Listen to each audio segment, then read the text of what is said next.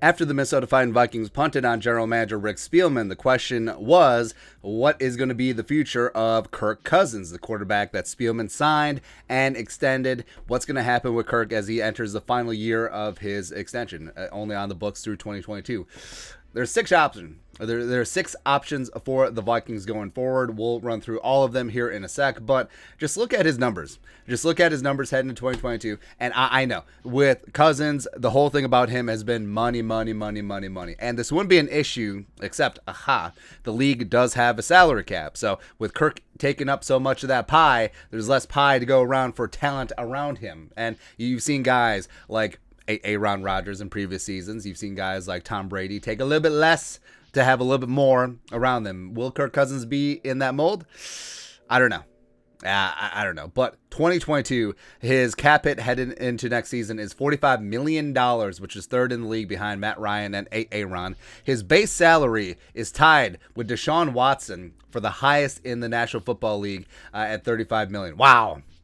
It's good work if you can get it, man. So the six options the Vikings have with Kirk. Number one, cut. That's not going to happen because the new GM coming in, just plopping $45 million dead on your books, which are already snug. The Vikings are already technically over the cap for 2022. That's not going to happen, right? And pay cut.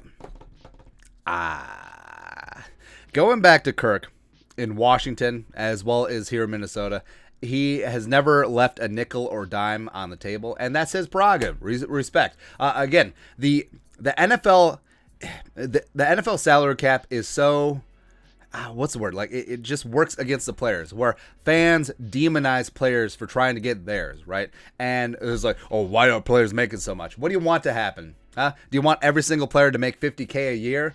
Because that's what you make at your job, and I work really hard. And then the rest of the money goes to the owners? Please, if anything, NFL players are underpaid, but that's a argument for another day. But since there is a salary cap, since there is a competitiveness with taking a little bit less so you can pay other guys, there's a little bit of hey, you should take a little bit less. Take one for the team, man. And now Kirk Cousins, I don't think he's ever done that. $35 million buys a lot of flip-flops and old vans. So I don't know if he would be down for that. But we'll get into the extension part here in a second. Maybe they could frame it like that. But option three, let it ride. New GM coming in. He did not sign Kirk Cousins. He did not pick him. He did not extend him. But I do think that Kirk, absent landing one of the top quarterbacks in the draft this year, and they would still be a rookie, I think that Kirk Cousins does give the Vikings the best chance to win games in 2022. TBD what happens with Kellen Mond, TBD if they bring in a rookie. Outside of bringing in Russ. Yeah, it is going to be Kirk, and Jefferson said so. Like Jefferson and Cousins, Jefferson said that they don't always see eye to eye, but Kirk is the reason why Jefferson has all those yards. He's the only player in NFL history with 3,000 receiving yards through the first 2 years of his career. So if they want the offense to be flying, and if they do bring in an offensive-minded head coach like a Peterson or Bieniemy or Leftwich, yeah, Kirk could be the guy for 1 year, depending on what the GM wants to do. So they could do that, and then if after his contract expires, if he leaves, sign somewhere else, that puts them in line for some nice compensatory picks in 2024. Can't believe we're already talking about 2024, man. But also, they won't be able to franchise tag him because since Cousins has already been franchise tagged twice in Washington, so his third tag, it would be a 144% raise over his base salary of $35 million in 2022. So beep, bop, bop, bop, boop. If they tagged him in 2023, it would be $50 million and change. So no, that's not going to happen. Trade. So I actually think, I think let it ride is the most likely situation. I think that trade is also up there as well because you have a new GM coming in. Like I said, he did not pick Kirk Cousins. Maybe he wants to start fresh, and having some extra draft capital will do that. And Cousins, his trade value has never been higher. And remember, the team that takes on Kirk Cousins, they only have to take on the $35 million base salary, or they could even negotiate with the Vikings. Like, hey, Vikings, you take 10, we'll take 25, and then we'll up that draft capital coming your way. And you look at the Broncos with George Paton. Was he on board with Kirk Cousins? Potentially. You look at the Browns with Kevin Stefanski. I don't think they're sold on Baker Mayfield long term, man. I don't. You look at Steelers after they get rid of Big Ben. Wherever is still an open seat after Aaron Rodgers, whatever happens with him, whatever happens with Russ, etc. I think they could be, or you look at New Orleans. even though screw doing business with the cheating Saints. And I think that Cousins, coming off one of the best years of his career, if not the best, does have a lot of trade value, even at 34 years of age. I think the Vikings could easily swing a Sam Bradford type deal. First, conditional fourth, maybe even more, and that would be a nice way to start off the new GM's regime. Extension.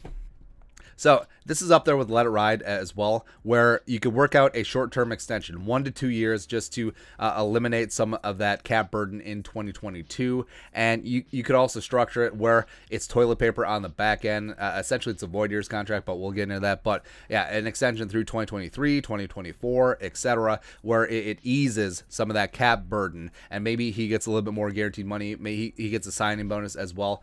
Maybe he's taken care of that way, and the extension could actually even lower his average in terms of freeing up money on the cap this year, next year, etc. So maybe the GM does like what he sees in Kirk Cousins. Maybe he does want to have the next couple years of Kirk as he drafts his own guy, and then the coaching staff can groom them to be the guy after Kirk ages out. He's going to be 34 next season, so that could be a route that they go down. And then also, lastly, void years.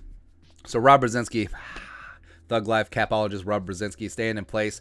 He's done this, added void years to a couple contracts. He did it with Anthony Barr. He did it with Diesel Dalvin Tomlinson, where you spread out the cap liability to future years without adding on years to the contract with the extension. So if the Vikings want to move on from Kirk, but they still want that cap relief in 2022, that's something that they could do, right? So instead of $45 million cap hit this year, maybe they chop it up. So it's, say, 30 this year, 15 next year, or 7.5 next year, 7.5 in 2024, etc. But yeah, options should be on the table, and everything is up in the air. Like I said, if Spielman stayed in place, or at least had a seat at the table in the organization, I think that Kirk Cousins stays. I think that was a slam dunk, but yeah, ownership was definitely sick of how the team performed the last couple of years. Cousins is still a part of that. He is. So they cleaned the deck with Zimmer. They cleaned the deck with Spielman. Will Cousins be next? I don't know. It's going to be up to the next general manager to see if Kirk Cousins is his cup of tea. But that's it. Those are the 6 options the Vikings have with Kirk Cousins' contract. Let us know in the comments section below. Subscribe for daily Vikings takes. Want to support the work? Put a little something in the Venmo. But until next time, Skol, production value.